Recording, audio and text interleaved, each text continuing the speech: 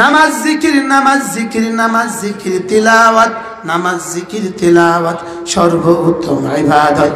নামাজ জিকির তিলাওয়াত সর্বোত্তম ইবাদত। নামাজ জিকির তিলাওয়াত সর্বোত্তম ইবাদত। কেমন হলো স্লোগানটা? কেমন হলো? হ্যাঁ, দামি স্লোগান। এবার বলেন, বেনামাজি মুক্ত বাংলাদেশ, বেনামাজি মুক্ত বাংলাদেশ, শোষণ মুক্ত বাংলাদেশ,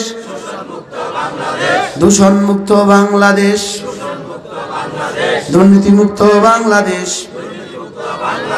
হাফিজি হুজুরের নির্দেশ।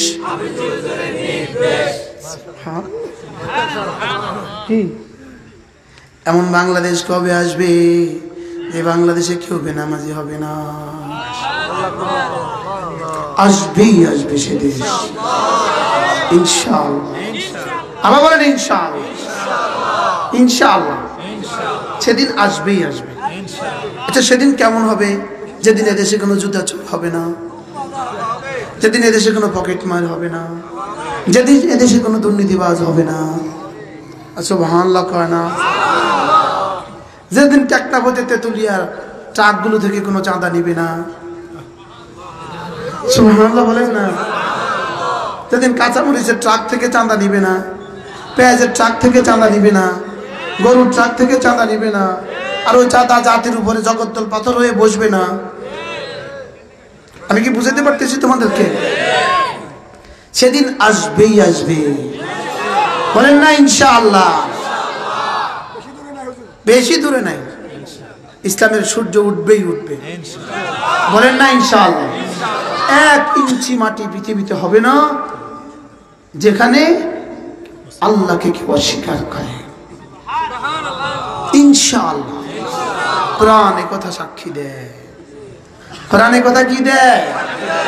ওটারই সূচনা হয়ে গেছে। ফিলিস্তিনে শুরু হয়ে গেছে। সুবহানাল্লাহ বলেন।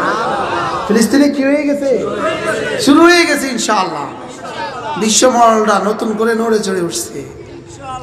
কি দেখাইলো? কি দেখাইলো? 10 মিনিটে 7000 মিসাইল কি দেখাইলো? কি দেখাইলো রে? হ্যাঁ, আল্লাহর কি? এজন্য বন্ধু বানান কাকে? আল্লাহকে, রাসূলকে, মুমিনিনকে। কোন মুমিনিনকে? যে মুমিনিন কি পড়ে। এজন্য নিয়ত পাক্কা করেন, আজ থেকে নামাজ ছাড়ব না, ইনশাআল্লাহ। আবার বলেন ইনশাআল্লাহ।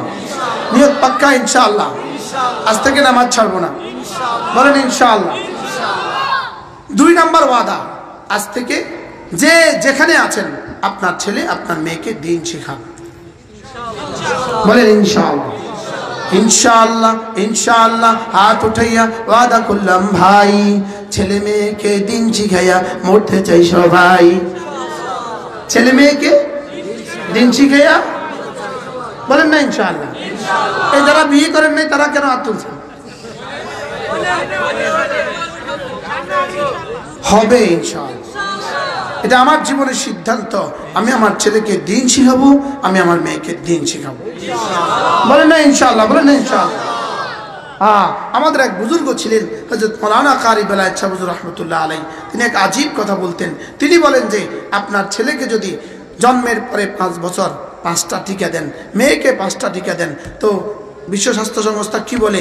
80 বছর বেঁচে থাকলে ধনুষ্টঙ্কর হবে না, হাম হবে না, পোলিও হবে না, এইডস হবে না। হুজুর বলেন যে জন্মের 6, 7, 8 এই 3 বছর তোমার বাচ্চাটাকে, 7, 8 নয়, এই 3 বছর তোমার বাচ্চাটাকে আমার নুরানি মাদ্রাসায় দিয়ে দাও। আমিও তোমাকে লিখে দিচ্ছি, মওত পর্যন্ত 80 বছর বেঁচে থাকলে এই বাচ্চা আর নাস্তিক হবে না,